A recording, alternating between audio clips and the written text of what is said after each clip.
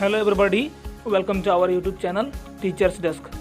इस वीडियो में हम लोग बात करेंगे विनोद बिहारी महतो कोयलांचल यूनिवर्सिटी धनबाद के बीएड के 2018-20 सेशन के सेमेस्टर 2 में पूछे गए एक क्वेश्चन पेपर के बारे में, जिसका नाम है पेडागोजी ऑफ इकोनॉमिक्स। तो जैसा कि आप यहाँ पे देख पा रहे हैं, ये पेडागोजी का पेपर है। लेकिन वीडियो को स्टार्ट करने से पहले मैं आपको बता दूँ कि अलग अलग कैंडिडेट्स के लिए पेडागोजी का जो पेपर होता है बीएड के सेमेस्टर 2 में, वो डिफरेंट होता है, सबके लिए अलग अलग होता है।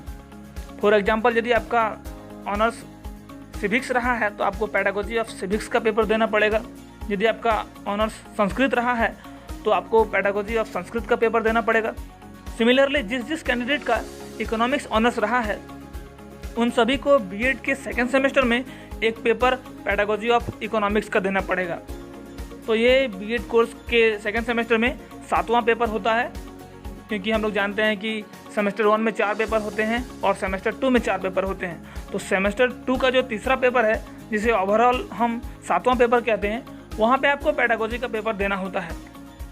और ये पेपर जो है वो 50 मार्क्स का टोटल होता है। यहाँ पे 40 मार्क्स इंटरनल होते हैं और 10 मार्क्स एक्सटर्नल होते हैं। और इस क्वेश्चन पेपर को सॉल्व करने के लिए आपको 1.5 घंटे की टाइमिंग मिल जाती है। और जैसा कि आप यहाँ पे देख पा रहे हैं, ये 2019 का क्वेश्चन पेपर है। बाकी सारे क्वेश्चन पेपर्स की तरह ये क्वेश्चन पेपर भी 3 ग्रुप्स में बटा हुआ होता है, ग्रुप ए, ग्रुप बी तथा ग्रुप सी। ग्रुप ए में आपको ऑब्जेक्टिव टाइप क्वेश्चंस देखने को मिल जाते हैं, जहाँ पर आपको 5 ऑब्जेक्टिव टाइप क्वेश्चंस मिलते हैं और प्रत्येक प्रश्न 2 अंक के होते हैं। इस प्रकार 2 × 5 = 10 मार्क्स का ये ग्रुप होता है। तो चलिए नेक्स्ट स्लाइड में हम लोग देखते हैं कि कौन कौन से क्वेश्चन पूछे गए थे। तो ये है, आप देख सकते हैं क्वेश्चंस। यहाँ पे पहला क्वेश्चन कहता है कि अर्थशास्त्र की दुर्लभता संबंधी परिभाषा किसने दी है। इसके ऑप्शंस हैं Adam Smith, professor Robbins, professor Marshall या फिर प्रोफेसर J.M. किन्स। तो इन चारों ऑप्शंस में आपको राइट ऑप्शन का चुनाव करना है। फिर प्रश्न बी कहता है कि मानव विकास सूचकांक में सम्मिलित नहीं है। इसके ऑप्शंस हैं जीवन प्रत्याशा, स्वास्थ्य, प्रति व्यक्ति आय या फिर शिक्षा। तो इन चारों ऑप्शंस में आपको राइट आंसर का चुनाव करना है। अगला प्रश्न आप देख सकते हैं, प्रश्न सी, जिसमें कहता है कि पाठ्यक्रम अभिकल्प के सहसंबंध उपागम में निम्नलिखित में से कौन सहसंबंध के केंद्र में सम्मिलित नहीं है। इसके ऑप्शन हैं अंतर्निहित ज्ञान, उत्पादक क्रिया, भौतिक वातावरण या फिर सामाजिक वातावरण। तो इन चारों ऑप्शंस में से आपको राइट आंसर का चुनाव करना है। अगला प्रश्न कहता है कि आर्थिक प्रणालियों के वर्गीकरण में सम्मिलित नहीं है। इसके ऑप्शंस हैं पूंजीवाद, मिश्रित अर्थव्यवस्था, वस्तु मुद्रा प्रणाली, समाजवाद। तो इन चारों ऑप्शंस में से आपको राइट आंसर का चुनाव करना है। अब चलिए नेक्स्ट प्रश्न की ओर बढ़ते हैं, जिसमें कहता है कि अर्थशास्त्र शिक्षण के व्याख्यान विधि के संबंध में निम्नलिखित में से कौन सा कथन सत्य है।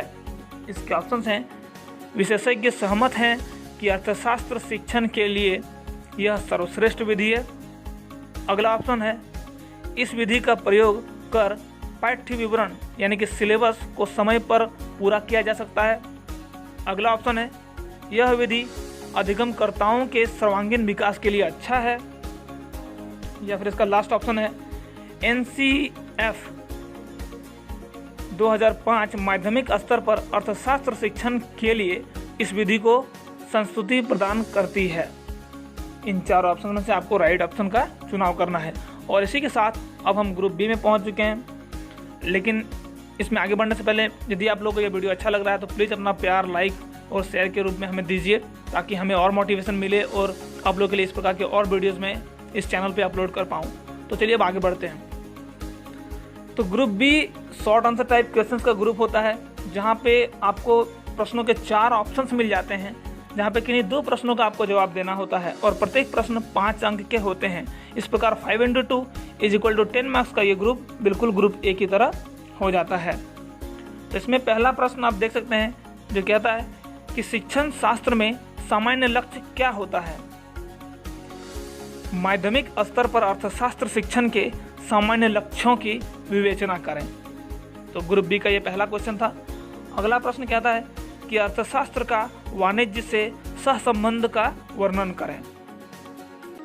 तो इसका नेक्स्ट प्रश्न आप देखते हैं ग्रुप बी का, जो कहता है उन बिंदुओं की विवेचना कीजिए जिनके आधार पर अर्थशास्त्र की किसी पाठ्य पुस्तक की आप आलोचनात्मक आकलन करेंगे। ये प्रश्न 4। और अगला लास्ट प्रश्न कहता है कि आपके इस प्रपत्र के पाठ्य विवरण में निर्धारित अधिगम सामग्रियों की विवेचना संक्षेप में कीजिए। और इसी के साथ अब हम ग्रुप सी में पहुंच चुके हैं, जो ऐसे टाइप क्वेश्चंस का ग्रुप होता है।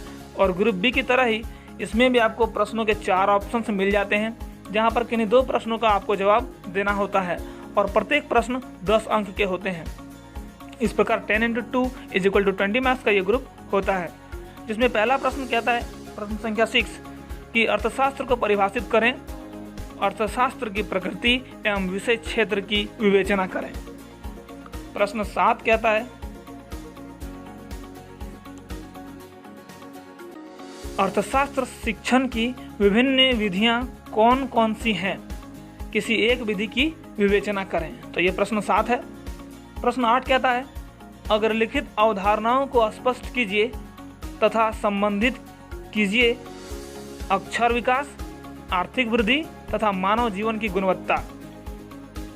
और अंतिम प्रश्न है कि पाठ्यक्रम अभिकल्प के उपागम से आपका क्या आशय है, किसी एक उपागम की विवेचना कीजिए।